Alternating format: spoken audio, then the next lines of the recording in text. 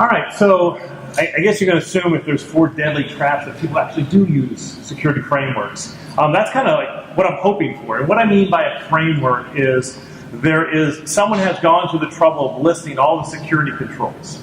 A little different from a regulation. Some regulations are frameworks, some aren't. And I'll give you my definition of framework on what's a complete one, and we'll talk about the advantages of them. But sometimes when people use frameworks, they fall into a couple traps, and I want to cover that too. I'm going to use NIST 853 as my example framework. It is a regulation if you're an organization that is a federal agency or you have federal agency data and they're giving you money. Right? Believe it or not, they want you to be compliant as well. So I'll talk about what a framework is, how people typically use them. I will go through quite a few slides about NIST 853 just to make sure everyone's on the same page. We can go kind of fast if I see a lot of heads nodding like you guys get it. And then I'll talk about the traps and how to avoid them in the conclusion. So what's a framework? A framework is just a skeletal structure designed to support something. Right? That's your dictionary definition. What do I mean by a security framework? Well, it's one of those structures that helps you prioritize your security program. Now, you can use one to create a set of policies. You can use one to create a set of controls. You can use one to evaluate the controls that are there. But the value of a framework is it's complete. It's a structure that helps you organize stuff.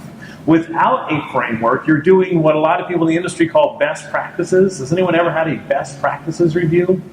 I see this kind of stuff in people's literature all the time. We'll come in and we'll look at your network against security best practices. And I'm like, what the heck is that? Well, like, Bill, Bob, and Joe, who are on the team, they know a couple of things, and they're going to look at all the things that they know. That's what best practices are. And it's not that worthwhile because it's not complete. Right? We don't know where it's coming from. So we like to organize things in a structure. Yes? It seems to me like best practices could be always changing, too. Right. Yeah. It certainly could be changed. Okay, can we get something out of the way right now? Sure. There is no such thing as a best practice. Okay? That'd be fine. Good practice, bad practice. I say that because show me a comparative study of one practice against another, right, that objectively determines one is best. No doubt. So you can do that, get it out of your vocabulary. Yeah, well, and where did the term best practice come from? Best practice is a term that's used inside of an organization saying we have a whole bunch of divisions that do stuff. Those guys are better at selling than we are. Let's bring them in and tell us what they do. And if that's a best practice, we'll push it out everywhere else. That's what we use it. Yeah. But using it between organizations, right, is just silly, right? If I would have learned that this works good in Europe and this works good with oil companies, bringing over as a best practice for a software development company, maybe not. And in fact, you're right. Best practice, it's a marketing term, right? And I am not condoning the word best practice. I'm not going to. Okay, I got to be allowed to say one thing. I think it probably came from medicine, where there are best practices. Now, where occasionally there is evidence. I say that because I worked in medicine for 17 years. And I do not mean to imply there aren't good practices.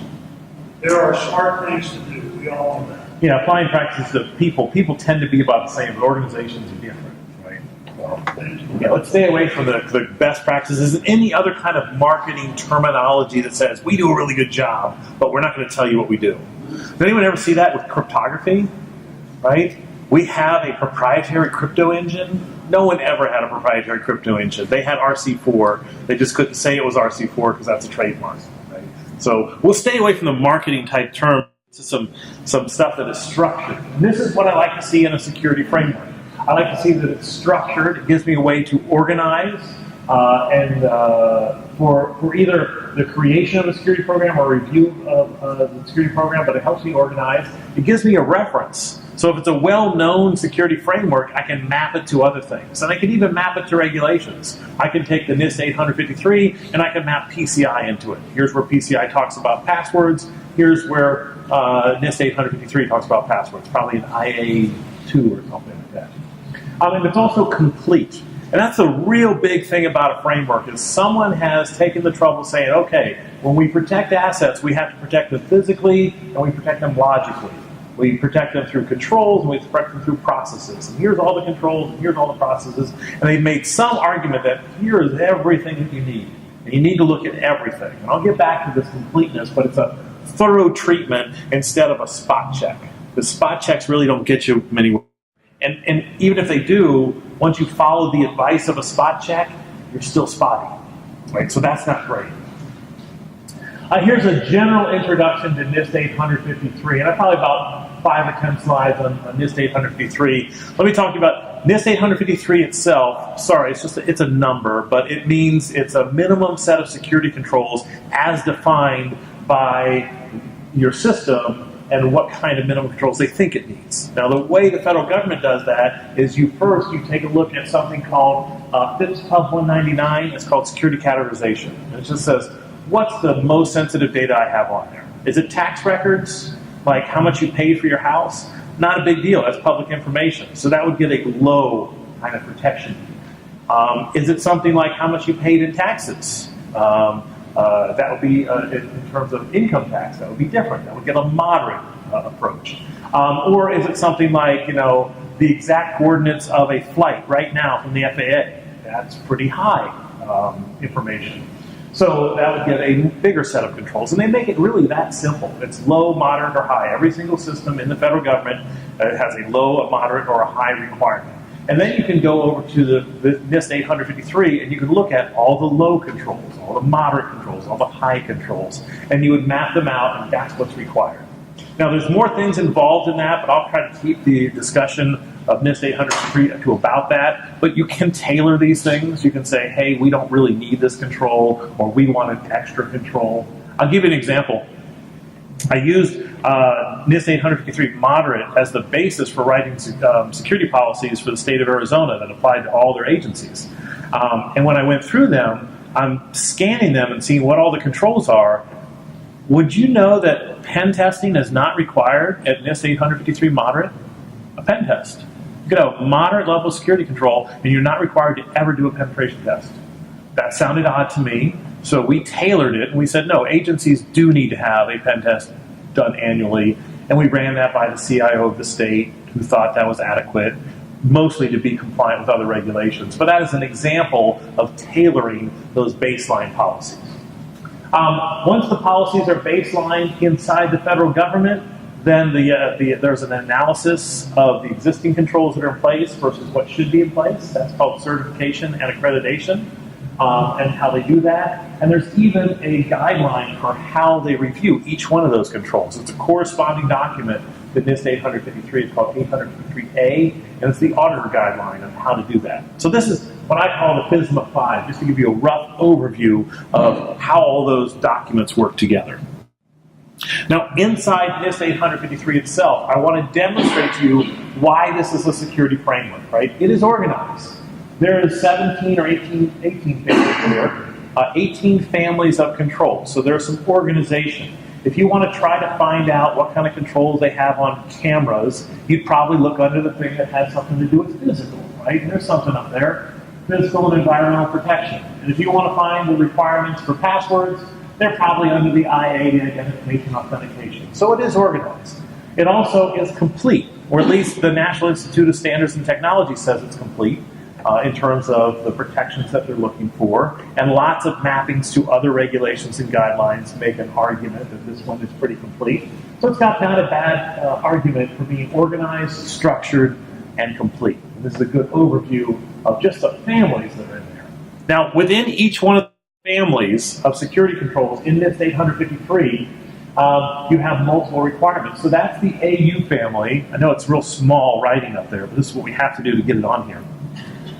AU stands for audit. The third control in audit, it's mentioned right there what the control is. You can probably even read it. It says the system has to generate audit records containing certain stuff, like what was the event, when did it happen, what was the outcome, what was the identifier associated with it. So that's the control itself.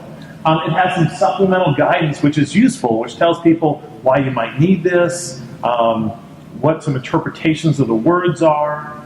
There are some control enhancements. So you might call for AU3, but you might also call for AU3 1 and 2, which is what is required at the high level, and at the moderate level, AU31 is required.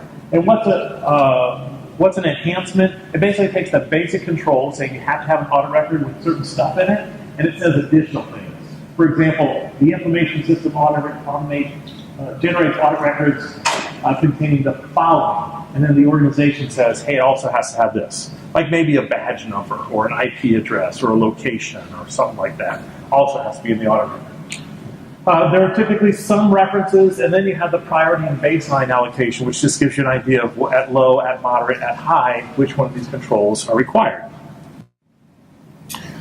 So these are some of the different controls in the audit family. You see AU3, which we just looked at, was the content, but it also talks about the storage and timestamps and how do you protect audit information. Pretty thorough. Each one of those things, this is the control. I guess I could have waited for the bigger text and seen this. So this is the control for AU3. This is the supplemental guidance. It usually talks about what do you need to consider operationally, or what are some risk elements to that. And these are the enhancements. What kind of additional things would you have in that requirement if you were up at the moderate or the high level? And then finally, the references, even though my example there didn't have any references, if there was an executive order or there's a standard or a directive or a guideline, it would have the reference in it right there. So that's what NIST 853 looks like in terms of a framework. So 13 through 16 Yep. are not selected for low, medium, or high. None of them. What are they even in there for? So it's a catalog of potential controls that you might tailor in. You might say, for our organization, we want to say something about auditing a session. So you could go to that and you could get the right words. But they don't assume that just because you're at the high level that you're going to have to do that. It would be a risk-based decision. Good question. All right, here's how they're organizationally defined. Another example of where it says select one or more. So this one says the information uniquely identifies and authenticates a device before establishing a connection. You can say local connection, remote connection, network connection. Here we said all of them. Right? That's an example. This is actually what we did for Arizona. The NIST 853 document just had that selection thing. We actually had to put something in there. We decided you need to identify yourself for all local, remote, and network connections, which kind of made sense to me. All right, so that's NIST 853. Any questions on just what is NIST 853? Because I want to use this as an example of what a framework is. But I tried to show you exactly what it looks like. It's a catalog of security controls, right, as a basis. And then it has a way of applying those security controls to different levels of risk, the low, the moderate, and the high. Sure, it's very rough, but then they have a process for assessing your risk and adding controls if you want to. So that's NIST 853. Let's see. They have something called a risk-based process. Thank you, Patrick, for the question. And what the risk-based process helps you do is, number one, depending on your categorization, low, moderate, high, you select controls, but also based on your own needs for your organization, you can select additional controls. And if you're ever going to delete a control, saying we don't need to do that, then you need to come up with a justification. A lot of that is being done in Arizona right now because we required, how many people are familiar with two-factor authentication? How many people were required to do it? You have credit card data, you're required to do it. Right? You have NIST data or you have any federal data, you're required to do it. And there might be some other reasons you're required to do it. Most regulations are pushing two-factor authentication for any kind of remote connection and any kind of administrative connection. Right? And I would say most organizations don't do it now. So there's all sorts of exceptions being written right now where people are trying to justify why it's done at risk. Good luck to you saying there's no risk for remote access not using two-factor authentication. Most people won't believe that analysis, but that's what's being done. So hopefully what I've demonstrated is NIST 853 does have structure. I showed you 18 control families. It does have references. You can take the common criteria and it maps to 853. And also there's a mapping the other way. And if anyone has ever done any kind of regulation mapping, you know it's not a one-for-one. If you want to know what common criteria control, where does it land in the NIST family, that's one mapping. Where does this NIST family land in the common criteria? That could be a different mapping. They're not always one-to-one. There's a lot of one-to-many and partials and other things like that. There's also mappings for ISO to 853 and the other way back, and both of these are provided in the document itself, in 853. Now, if you have another regulation, like a PCI or a HIPAA or anything else, there's mappings available for those, and anyone who's ever done a mapping, it probably comes back to 853. So it's a very standard one, and it's very useful. And it's complete, right? It has the organizational, the management, and the technical controls. It would be hard to think of a control that is not in one of those families, and that is the completeness argument. So it's a framework. This is what we did to create policies against that framework. This is the set of policies we created in Arizona, which I think is kind of interesting. But I want to talk about the 4 traps, right? So what happens once someone actually selects a framework? What sometimes happens? Well, sometimes it's a false framework. It's not really a framework. Like, have you ever seen someone build a security program on HIPAA? Or build a security program just on PCI? It's like, we're going to get a PCI gap assessment, we're going to build our controls around that, that's going to be our security program. That's great for PCI. But what does PCI care about continuity of operations? If your whole system shuts down and all that sensitive data stays put and doesn't go anywhere, do they care? They do not. Do you care? Maybe. Incomplete. Yes? I was going to say, I think it's in there, usually they have never required a disaster recovery plan, continuity plan, exercising our. Yeah, and if they do, they want to make sure if there's a disaster, like a tornado hits your building, that your credit card slips don't go flying all over the field, right? We want to protect the data. How soon do you get your operation selling T-shirts up and running? They don't care, right? So there's a big part of something that's important to your organization that's not important inside of HIPAA and PCI and other regulations that are about protecting some industry or patient data. Yes? Okay, technically, PCI is not a regulation. No, it's not. It's contract law. It's an industry standard. No, it's contract law. Also an industry standard. That may be, it's contract law. Sure, yeah. And that's important, because if you sign a contract, you're bound by PCI because it was probably included by reference. Yeah, in order to accept any kind of payment card, Right. you've signed a contract with the payment industry. Certainly is Yeah. a recognized standard. Yeah. And HIPAA comes into play because it's a law. You didn't even have to sign anything. If you have my eyeglass prescription on your computer, you're bound by HIPAA. And I don't care what contracts you did or didn't sign, you got to do it. But they smell the same, right? They look real similar because they're about protecting one type of data, and they're about protecting certain concerns of the owners. Like HIPAA data, I'm concerned about it being private, and I'm also concerned about it being accurate. Right? Those are the two things I'm really concerned about. Availability comes into play a little bit, but PCI data is just confidential. That's all we really care about.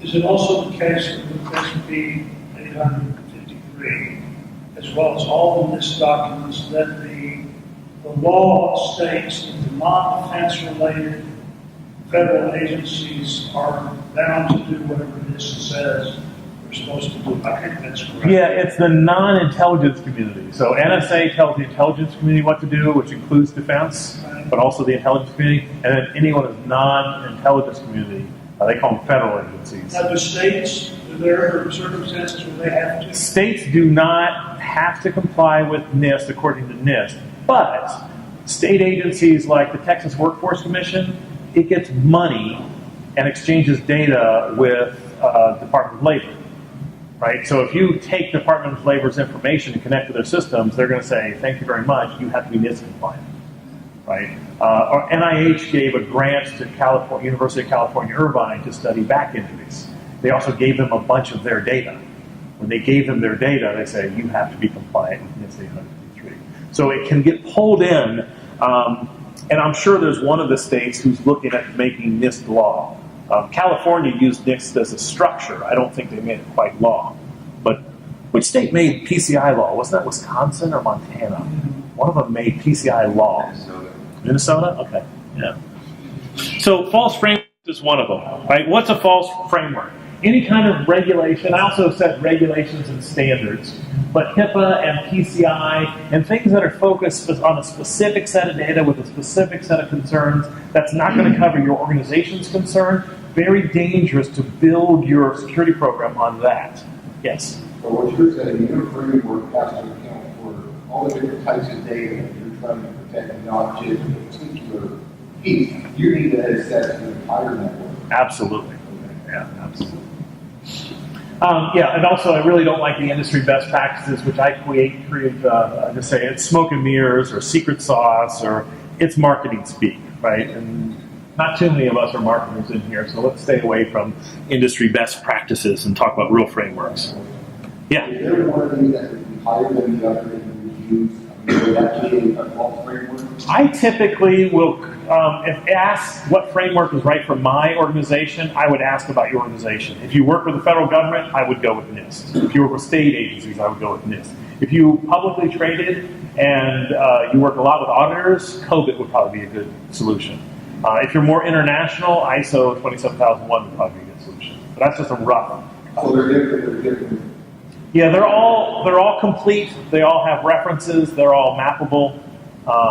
But some might be better for some organizations than others. Yeah, Harvey?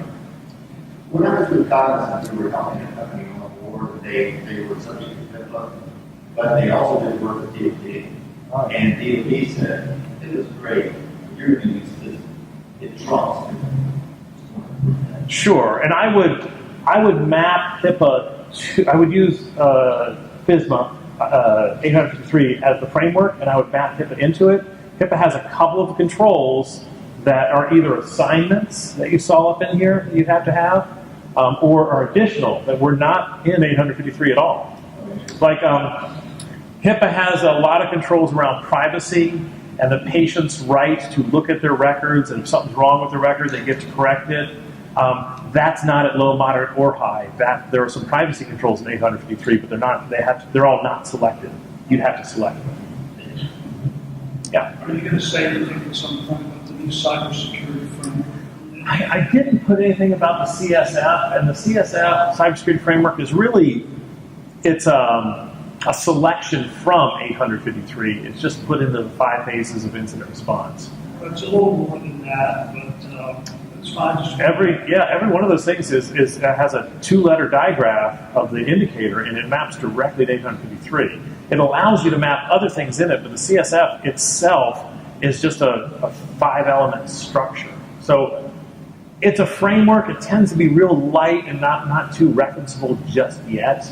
I think it could get there, but it wouldn't be one of my top recommendations for a framework. All right, so that's what you want to do. Stay away from false frameworks and select actual framework.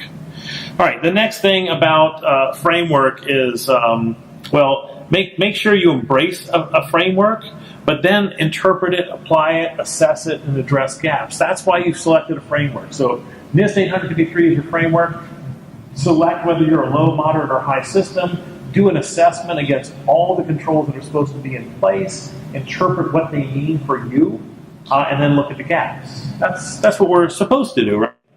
Well, what we'll see by some people is they'll do this tailoring by judgment.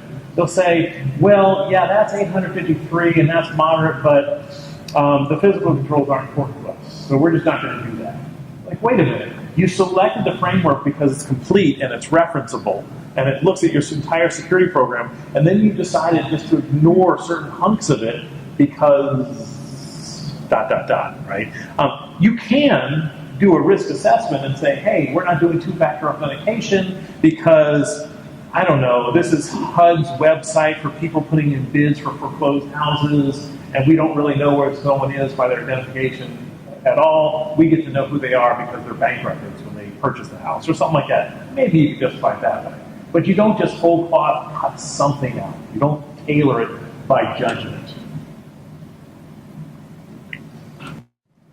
One and done. Another false use of a framework is just to create your security program based on a framework and a gap assessment and then say, we're good. Because a couple of things happen. One, threats change, technology changes, your people change, your processes change, but so does the framework. These frameworks usually change every 2 to 3 years is typically when they change, and all the regulations that you map into them change about every 2 to 3 years. So that something's happening every year, right? So last year, PCI went to 3.0.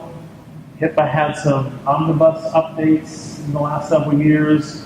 853 went to Rev 4 in February of last year. I mean, everything changes. So when you embrace that you're going to build a security program on a framework and map regulations to it, this is something that you're going to have to refresh. And you probably need to refresh it every year, saying what's changed, how are things looking at new, and updating them. So look at the framework itself to update, look at other references, and assess this regularly. Quick question. So I know Yeah. there's software to help you do this, but is everything kind of free? There's some, the cheapest, so the most expensive software is the GRC tools, right? You can start with Archer, right, which is real expensive, and then LockPath and Edge Alliance and RSAM, and those are less expensive. Those are full-fledged tools that will not only cost you money to buy, but cost you money to run, right? But great, once you get them going, if you're a big organization, great. The meat of some of these things is just the mapping, right? The cheapest mapping I know about would be the UCF, the Unified or Universal Unified Compliance Framework. And if you're an IC Squared member, you can get it, I think, 10% off. I think a full license, like to integrate into your product, is $5,000, but there's a lot of stuff you can do for free on their website. If you want to start downloading spreadsheets, it costs a little bit more, but you can go on their website and you can map stuff for free. That's about the cheapest I can find. Does anyone else have any other suggestions on maps and how to keep updated and all that? UCF is probably the only thing I can think of. The other thing is when regulations come out, like when NIST 853 came out, Rev 4, it has a table or an appendix with mappings in it. That's the most authoritative, I think, right, coming out of there. So a lot of the regulations themselves or frameworks themselves have a map in it. All right, so in conclusion, to build a security program, it's very valuable to create it on a framework. In fact, if you're building a security program and you can't state what framework you're using, I would kind of question, how do you know it's complete? How do you know you're done? How do you know you're doing a complete set of controls? It's got to be mapped to some kind of framework. At least I don't know any other way to give you a completeness argument. Pick one and then add to it, right? A framework isn't everything. The NIST 853 was written for federal agencies and might not apply completely to your organization. So tailor it. Look at it. Look at those controls that are not selected. Determine if you want pen testing to be part, because it doesn't come up in the hot. You can do a mixture of these where your framework is document what you're doing. I wouldn't do a mixture of frameworks. I would pick one framework as your basis, as your structure, your skeletal structure to put everything else in. If you also want to know about your ISO 27000 compliance and your COVID compliance, which could have been your selection of your framework, you can map those in, but something has to be the master, right? And make it real clear. I think so, yeah. But something has to be the structure. Yes? In your experience, say, in different industry sectors, do you see preference for one framework versus another? Say, just speculating, maybe oil and gas likes ISO, maybe, I don't know, financial services likes COVID, whatever. Yeah, I have seen that. So I've seen state agencies, military contractors, systems integrators usually go with this 800 because of their ties with federal government. Insurance and finance and publicly traded companies usually go with COVID because of the heavy audits they have already.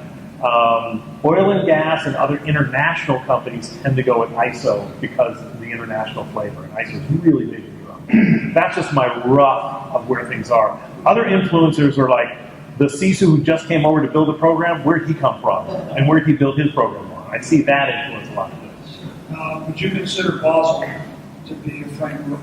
Yeah, I kind of put it in the same general framework as COVID. It's real similar, not the same, but real similar.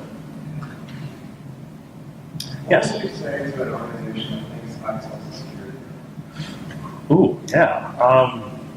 It's just not. I mean, it's a set of processes that will get you towards something really quickly, but no, it's not complete. In fact, there's very little in security there. Great incident response procedure, pretty good help desk. I don't think it has much else in security call. All right, what are the conclusions? Once you select a framework, embrace it, right? So if you select 853, don't just start tailoring out chunks without using their tailoring process, which is a risk assessment-based process. Beware of the traps that I just talked about. And look, it's just a framework. This is just your structure. You've got a lot of work to do. All you know here is I've got all these requirements in the physical area, the administrative area, etc. There's a lot of work to do. Right? But at least this will help structure what you're doing. All right, that's what I had. Any questions on frameworks or framework traps? All right. We're going to talk about Archer just for a second. Sure. What's your experience? I ran the risk and compliance team at Accuvant for 2.5 years, and we started selling Archer, but I also looked at RSAM and Agilliance and LockPath. My experience is all of those GRC tools are extremely useful for organizations that have processes that lend themselves to automation and repeated over and over again. Because you're going to have to invest some time in building that process into the tool. Once you do, it's awesome, right? But you're going to have to train some people up. Like Archer, my experience is, by Archer, you got 2 full-time people who are running Archer. That's rough. Anyone, any other inputs on that? Yeah, it's expensive. You should be able to justify, yes, we will have that cost, but here's what it saves. And I've seen plenty of organizations save a ton of money on that. So you're saying licenses. Your licenses, your training, and your building. But don't you think in the long run, you're automating maybe have a business and want to push it on the side? Yeah, I mean, I think I had one company where we did make an argument that you can get rid of these 10 people and hire these 2. And you're better off too and save money. Does Archer also ingest your metadata that you collected? Oh yeah, all sorts of data feeds from all sorts of stuff. So the vision is the auditors visit, they log into Archer, and